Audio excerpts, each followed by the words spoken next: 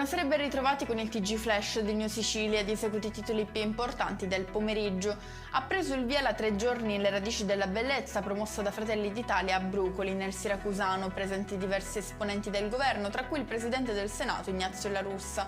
Pur assente, la premier Giorgia Meloni ha tenuto a lasciare un messaggio nel primo giorno di lavori in cui sottolinea l'importanza di svolgere eventi come questo in Sicilia, a distanza soprattutto di pochi giorni dal G7 Agricoltura.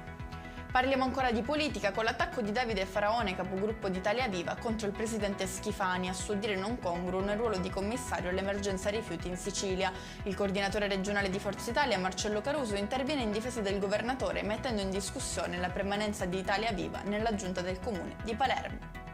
Rimane folgorata mentre lava il pavimento. È successo a Palermo, dove una donna di 34 anni si è accasciata a terra in un appartamento. Trasportata d'urgenza all'ospedale policlinico, è stata ricoverata in gravi condizioni.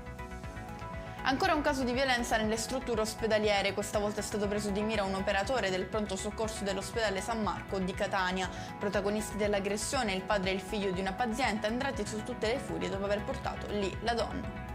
Chiudiamo con il meteo. Si prevede un weekend di sole in Sicilia, con picchi che sfioreranno i 30 gradi a Catania e Siracusa, che resteranno le province più calde. E con questo è tutto, prossimo appuntamento domani alle 13:30. Grazie per averci seguito, arrivederci.